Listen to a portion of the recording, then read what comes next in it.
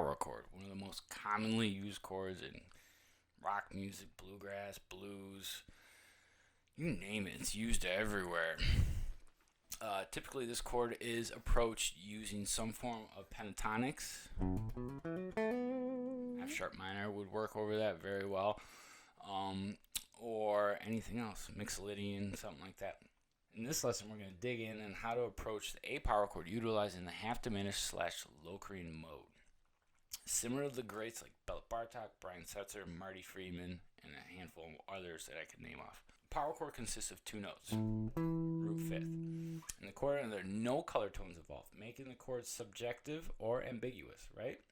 What we can do here is imply that the chord is either major or minor, right? Today, we're not going to only imply that the chord is major, but we're going to imply that it is a dominant 7th. And then we're going to imply things over the chord progression that I played earlier, and I'll explain all that.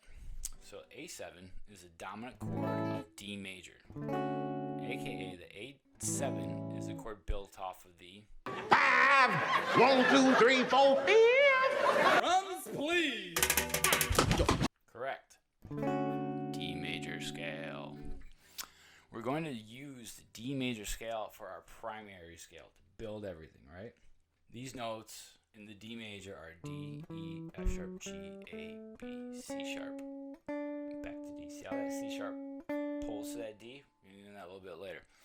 Since we're playing over an implied A7 dominant chord built off of the 5th of the D major scale, our secondary scale is going to be Mixolydian, A Mixolydian, which is the 5th mode of D major.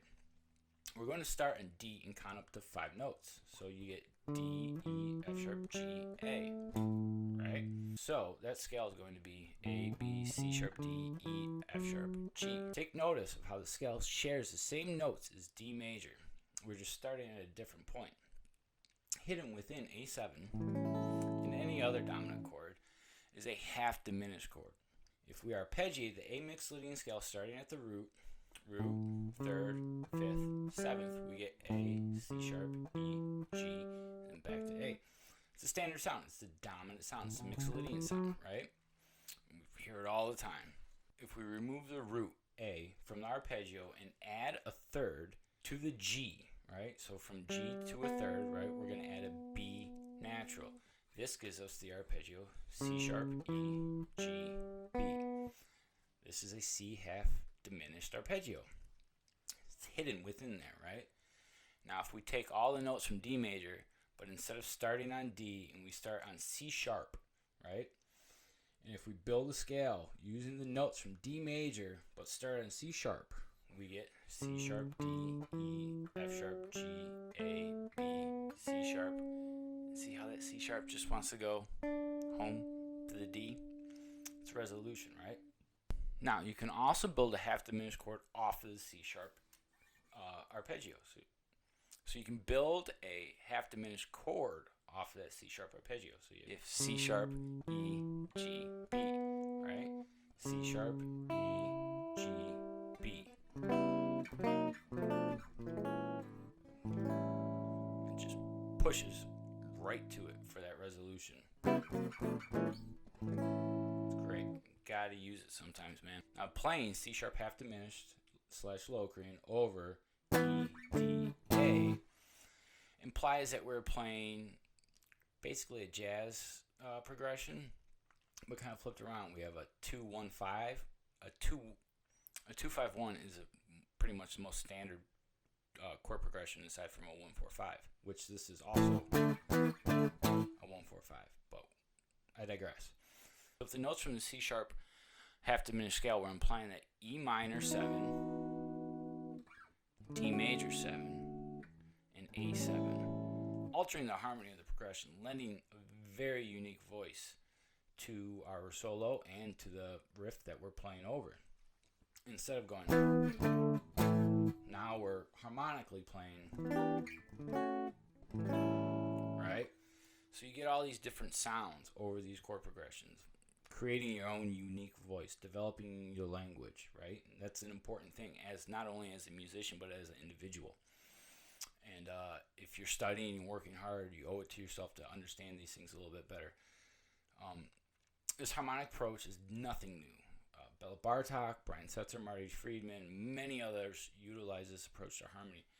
However, this is one of my personal favorites because you get a really cool sound. Like, everybody really likes it. Right? That flat 9 sound that you get, and then you get all these really cool tones, and you get all these really cool harmonic ideas hidden within the chord progression, utilizing the same scale. It's just a different approach to playing hard rock, heavy metal, or anything. Most people don't use that kind of harmonic voicing while playing. If you have any questions, anything, please feel free to reach out to me. Below is links to PDFs explaining this even more depth with the scales and everything, the chords and all that fun stuff. If you stay tuned, I'll have more lessons about more scales, digging deeper into theory and approaching the same chord progression, but just reaching different tonalities and different sense of harmony within those chord progressions. Again, expanding your voice and your palette as an individual. Please like, follow, subscribe, share, all that crap if you want. I don't know if you know this, but it's a lot of work doing these kinds of things, putting together all these PDFs. I don't make any money off of it, but I do love it. I love teaching, and I love sharing my knowledge with others. So I hope you enjoy, and I hope to see you again.